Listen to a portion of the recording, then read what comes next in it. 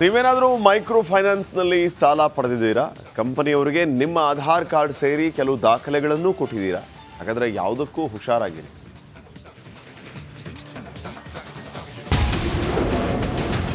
ಸಾಲ ಪಡೆಯುವ ಮಹಿಳೆಯರೇ ಎಚ್ಚರ ಎಚ್ಚರ. ಮೈಕ್ರೋ ಫೈನಾನ್ಸ್ನಲ್ಲಿ ಸಾಲ ಪಡೆಯೋರೇ ಹುಷಾರ್. 18 ಮಹಿಳೆಯರಿಗೆ 28 ಲಕ್ಷ ರೂಪಾಯಿ ದೋಖಾ.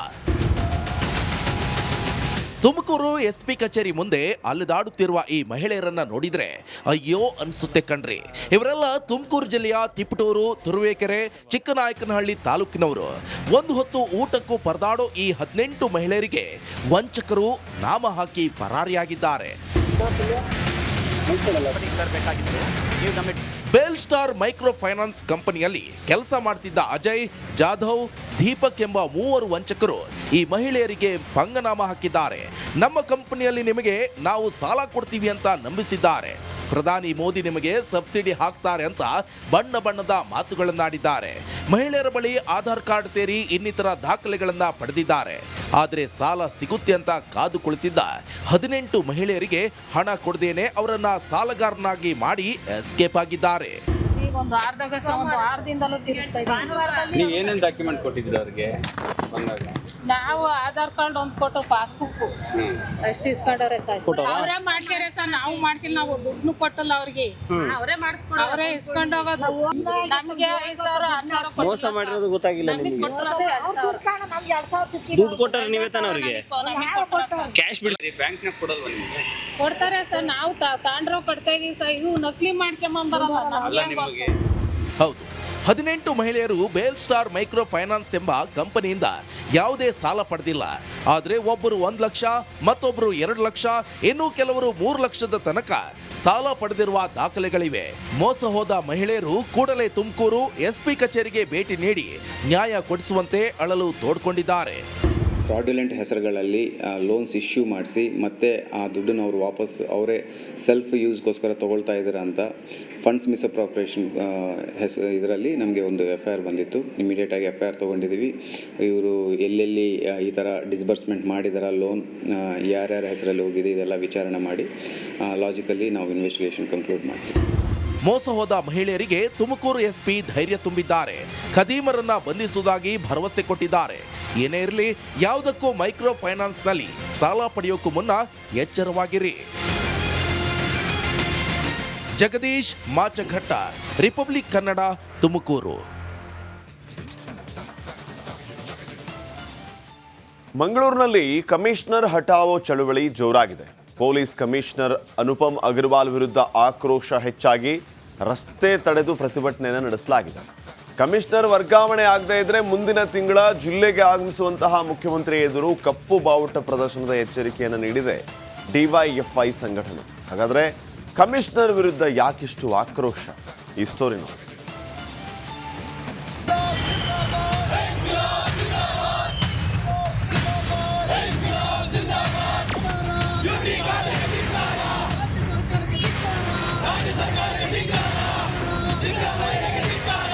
ಘೋಷಣೆ ಹಠಾವೋ ಹಠಾವೋ ಕಮಿಷನರ್ ಹಠಾವೋ ಎಂದು ಘೋಷಣೆ. ಮಂಗಳೂರು ಪೊಲೀಸ್ ಆಯುಕ್ತರ ವಿರುದ್ಧವೇ ಪ್ರತಿಭಟನೆ. ಕಮಿಷನರ್ ಅನುಪಮ್ ಅಗರ್ವಾಲ್ ನಡೆಗೆ ಭಾರೀ ಖಂಡನೆ.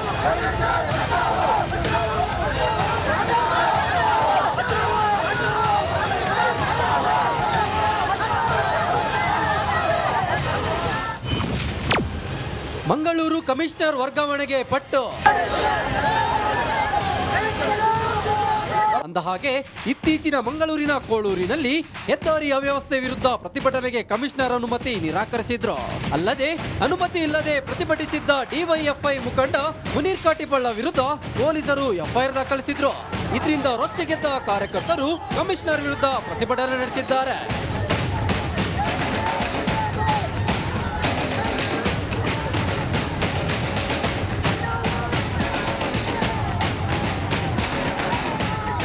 ಕಮಿಷನರ್ ವರ್ಗಾವಣೆಗೆ ಆಗ್ರಹಿಸಿ DYFI ಕಾರ್ಯಕರ್ತರು ಮಂಗಳೂರಿನ ಸ್ಟೇಟ್ ಬ್ಯಾಂಕ್ ರಸ್ತೆ ತಡೆದು ಪ್ರತಿಭಟನೆ ನಡೆಸಿದ್ರು. ಪ್ರತಿಭಟನಾಕಾರರನ್ನ ವಶಕ್ಕೆ ಪಡೆಯುವಾಗ ನೂಕಾಟ ತಳ್ಳಾಟ ನಡೆದು ಹೋಯಿತು. ಈ ವೇಳೆ ಕದ್ರಿ ASI ಮುತ್ತಪ್ಪ ಗಂಭೀರವಾಗಿ ಗಾಯಗೊಂಡ್ರು.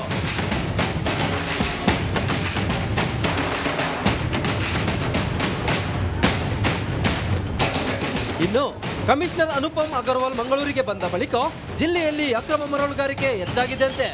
ವೇಶ್ಯಾವಾಟಿಕೆ, ಮಸಾಜ್ ಪಾರ್ಲರ್, ಬೆಟ್ಟಿಂಗ್ ದಂಧೆ ಜೋರಾಗಿದೆ ಅಂತ ಡಿವೈಎಫ್ಐ ಮುಖಂಡ ಮುನೀರ್ ಕಾಟಿಪಳ್ಳ ಆರೋಪಿಸಿದ್ದಾರೆ. ಮಂಗಳೂರಿನಲ್ಲಿ ಇವತ್ತು ಮಂಗಳೂರು ಕ್ರೈಮ್ ಸಿಟಿ ಆಗಿದೆ. ಕೊಲೆಗಳು ನಡೀತಾ ಇದೆ. ಇಲ್ಲಿ ವೇಶ್ಯಾವಾಟಿಕೆ ದಂಧೆ ಇದೆ, ಮಸಾಜ್ ಪಾರ್ಲರ್ ದಂಧೆ ಇದೆ, ಅಕ್ರಮ ಮರಳುಗಾರಿಕೆ ದಂಧೆ ಇದೆ, ಮಟ್ಕಾ ಇದೆ, ಬೆಟ್ಟಿಂಗ್ ಇದೆ, ಸಿಂಗಲ್ ನಂಬರ್ ನಡೀತಾ ಇದೆ, ಜೂಜುಗಳು ನಡೀತಾ ಇದೆ. ಇದೆಲ್ಲಕ್ಕೂ ಕೂಡ ಪೊಲೀಸ್ ಕಮಿಷನರ್ ಅನುಪಮ್ ಅಗರ್ವಾಲ್ ಅವರ ಕುಮ್ಮಕ್ಕಿದೆ.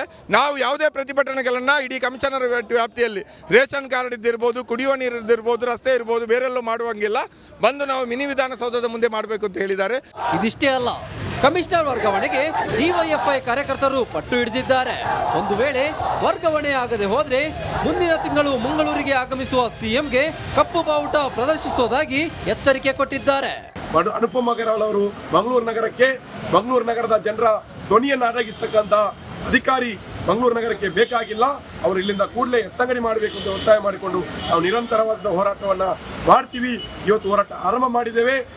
ಮುಂದಿನ ವಾರ ಮಂಗಳೂರು ನಗರಕ್ಕೆ ಮಾನ್ಯ ಸಿದ್ದರಾಮಯ್ಯ ಮುಖ್ಯಮಂತ್ರಿಯವರು ಬರಲಿಕ್ಕಿದ್ದಾರೆ. ಅವರು ಬರುವಂಥ ಸಂದರ್ಭದಲ್ಲಿ ಸರ್ಕಾರಕ್ಕೆ ಎಚ್ಚರಿಕೆಯನ್ನು ಕೊಡ್ತಾ ಇದ್ದೇವೆ.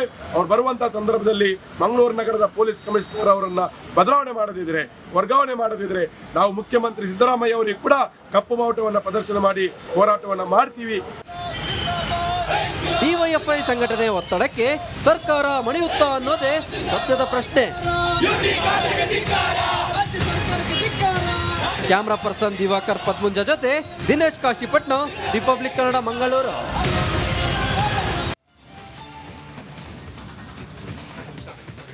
ಕೊಡಗಿನಲ್ಲಿ ಕೊನೆಗೂ ಅಂತಾರಾಷ್ಟ್ರೀಯ ಕ್ರಿಕೆಟ್ ಸ್ಟೇಡಿಯಂ ಕಾಮಗಾರಿ ಆರಂಭ ಆಗಿದೆ. 2 ದಿನದಿಂದ ಕಾಮಗಾರಿ ಆರಂಭ ಆಗಿದ್ದು 3 ವರ್ಷಗಳಲ್ಲಿ ಸ್ಟೇಡಿಯಂ ತಲೆ ಎತ್ತಲಿದೆ.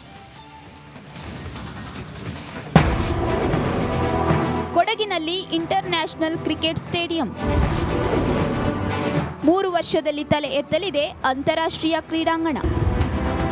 ಕೊಡಗು ಹಾಕಿಯ ತವರು ಜಿಲ್ಲೆ, ಕ್ರೀಡೆಯಲ್ಲಿ ದೇಶಕ್ಕೆ ಅಪಾರ ಕೊಡುಗೆ ನೀಡಿದೆ. ಇಂಥ ಕೊಡಗು ಜಿಲ್ಲೆಯಲ್ಲಿ ಅಂತಾರಾಷ್ಟ್ರೀಯ ಮಟ್ಟದ ಕ್ರಿಕೆಟ್ ಸ್ಟೇಡಿಯಂ ನಿರ್ಮಾಣ ಮಾಡಲು ಕರ್ನಾಟಕ ಕ್ರಿಕೆಟ್ ಸಂಸ್ಥೆ ಮುಂದಾಗಿದೆ. ಮಡಿಕೇರಿ ತಾಲೂಕಿನ ಹೊದ್ದೂರು ಗ್ರಾಮದಲ್ಲಿ ಕಳೆದ 2 ದಿನಗಳಿಂದ 11.70 ಎಕರೆ ಜಾಗದಲ್ಲಿ ಸ್ಟೇಡಿಯಂ ನಿರ್ಮಾಣದ ಕಾಮಗಾರಿ ಆರಂಭಿಸಲಾಗಿದೆ.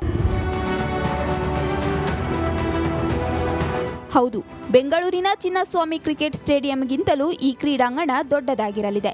ಸುಮಾರು 50 ಕೋಟಿ ವೆಚ್ಚದಲ್ಲಿ ಆರಂಭವಾಗಿರುವ ಸ್ಟೇಡಿಯಂ ಕಾಮಗಾರಿ 3 ವರ್ಷದಲ್ಲಿ ಮುಗಿಯಲಿದೆ. ಈಗ ಇನ್ನು ಕೆಲಸ ಈಗ ಆರಂಭಗೊಂಡಿದೆ. ಆದಷ್ಟು ಬೇಗ ಈಗ ನಾವು ಲೆವೆಲಿಂಗ್ನ ಮುಗಿಸಿ ಮತ್ತೆ ನಮ್ಮ ಏನು ಕನ್ಸ್ಟ್ರಕ್ಷನ್ಸ್ ಏನಿದೆ, ಗ್ಯಾಲರಿ ಇರ್ಬೋದು ಅಥವಾ ಕ್ಲಬ್ ಹೌಸ್ ಇರ್ಬೋದು, ಅದೆಲ್ಲ ಇನ್ನೊಂದು ಇದು ಲೆವೆಲಿಂಗ್ ಆದಮೇಲೆ ಮತ್ತೆ ಅದನ್ನು ಶುರು ಮಾಡ್ತೇವೆ. ಶಟ್ಲ್ ಇರುತ್ತೆ, ಬ್ಯಾಡ್ಮಿಂಟನ್ ಇರುತ್ತೆ, ಸ್ವಿಮ್ಮಿಂಗ್ ಪೂಲ್ ಇರುತ್ತೆ, ರೆಸ್ಟೋರೆಂಟ್ ಇರುತ್ತೆ, ಒಂದು ಸ್ವಲ್ಪ ಕೆಲವು ರೂಮ್ಸ್ ಇರ್ತದೆ.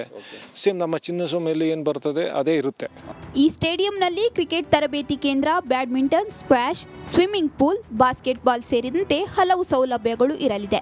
ಸುಮಾರು 20,000 ಜನರಿಗೆ ಆಸನದ ವ್ಯವಸ್ಥೆ ಕಲ್ಪಿಸಲಾಗುತ್ತೆ. ಇಂಟರ್ನ್ಯಾಷನಲ್ ಪ್ಲೇಯರ್ಸ್ ಬರೋ ಚಾನ್ಸಸ್ಸು ಇರುತ್ತೆ, ರಣಜಿ ಪ್ಲೇಯರ್ಸ್ ಬರೋ ಚಾನ್ಸಸ್ ಇರುತ್ತೆ, ಎಲ್ಲ ಬಿಸ್ನೆಸ್ಸಿಗೂ ಯೂಸ್ ಆಗುತ್ತೆ. ಸೊ ಅಲ್ಲಿದು ಜಾಗ ಸಹ ಡೆವಲಪ್ಮೆಂಟ್ ಆಗುತ್ತೆ. So this is a very good project. ಇದು ನಮ್ಮ ಕೊಡಗಲಾಗೋದು ನಮ್ಮ ಹೆಮ್ಮೆಯ ವಿಷಯ ಅದು. ಸೊ ನಮ್ಮ KSCA ಇದೆ ಬೆಂಗಳೂರಲ್ಲಿ, ಚಿನ್ನಸ್ವಾಮಿ ಸ್ಟೇಡಿಯಮು. KSCA ಅವರೇ ಮಾಡ್ತಿರೋದು, ಬಟ್ ಚಿನ್ನಸ್ವಾಮಿ ಸ್ಟೇಡಿಯಮ್ಗಿಂತ ದೊಡ್ಡದಾಗುತ್ತೆ ಅಂತ ಕೇಳ್ಪಟ್ಟೆ. ಸೊ ಅದು ಆದರೆ ನಮಗೆ ಸಹ ಅದ್ರದ್ದು ಉಪಯೋಗ ತುಂಬಾ ಇರುತ್ತೆ. ಎಲ್ಲವೂ ಅಂದುಕೊಂಡಂತೆ ಆದರೆ 3 ವರ್ಷದಲ್ಲಿ ಕೊಡಗಿನಲ್ಲಿ ಅಂತಾರಾಷ್ಟ್ರೀಯ ಕ್ರಿಕೆಟ್ ಸ್ಟೇಡಿಯಂ ತಲೆ ಎತ್ತಲಿದೆ.